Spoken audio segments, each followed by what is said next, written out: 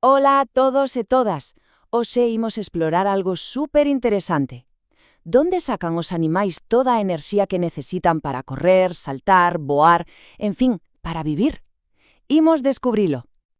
A ver, parémonos a pensar un momento. Da igual que sexa un can, unha borboreta ou un peixe, todos, dende o máis grande ao máis pequeño, precisan combustible. Sí, como un coche.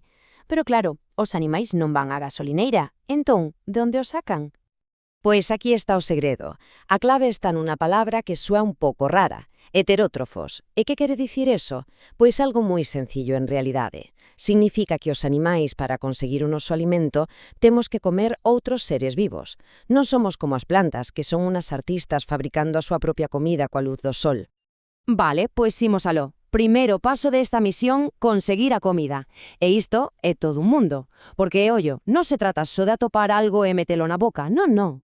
Unha vez que o animal xa ten o alimento, comeza a maxia da dixestión. É como se o corpo tivese dentro unha fábrica incrible que se encarga de desmontar a comida en pezas superpequenas. Esas pezas chamanse nutrientes e son o que o noso corpo de verdade pode aproveitar. Pero claro, como consiguen ese alimento? Aquí é onde a natureza nos deixa coa boca aberta.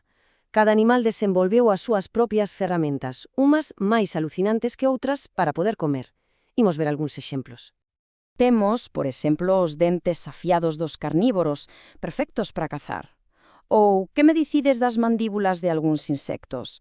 Son como tesouras diminutas, especializadas en cortar follas con moitísima precisión.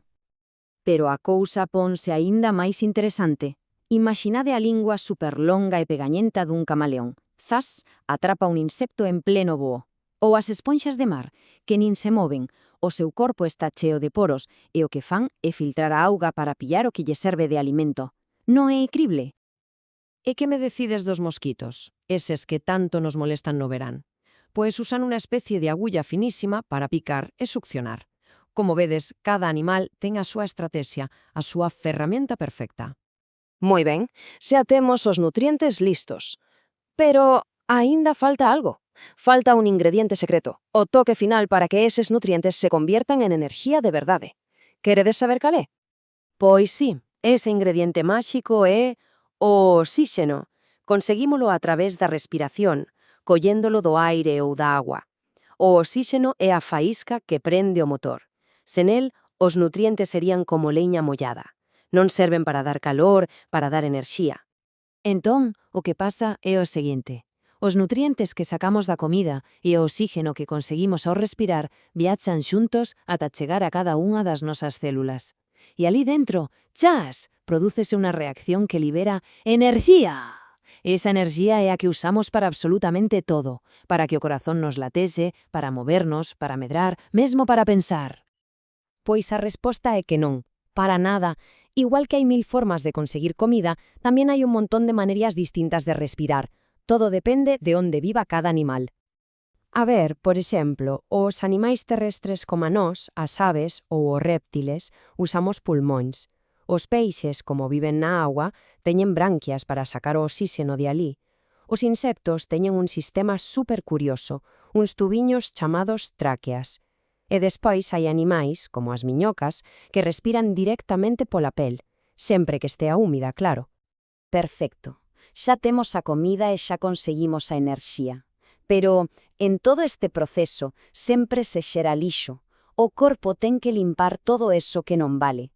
E este último paso, o de sacar o lixo fora, é tan importante como os demais. Volvemos á imaxe da fábrica. Unha fábrica que funciona a tope tamén xera refugallos, non? Pois se non o sacamos, ao final todo se enche de lixo e a fábrica ten que parar. Coas nosas células pasa exactamente o mesmo. Ao producir enerxía xeran sustancias que sobran e que hai que botar fora. E como fai o corpo para tirar ese lixo? Basicamente, de dúas maneiras. Un deses refugallos é un gas, o dióxido de carbono, e ese botámolo fora cada vez que expiramos, ao botar o aire. O resto de sustancias de refugallo elimínanse a través do aparato excretor, por exemplo, cando facemos pis. E con isto xa completamos a viaxe da nutrición.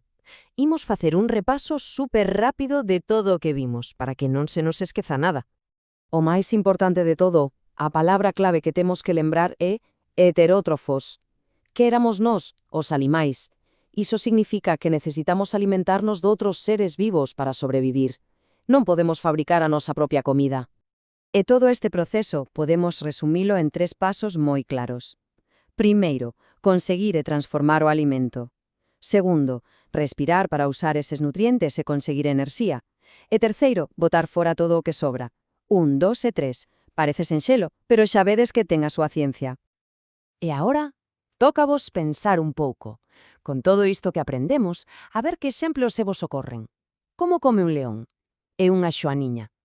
Como respira unha balea debaixo da agua? Dádelle unhas voltas, porque na clase imos falar de todo isto e de moitos máis exemplos alucinantes. Vémonos alí?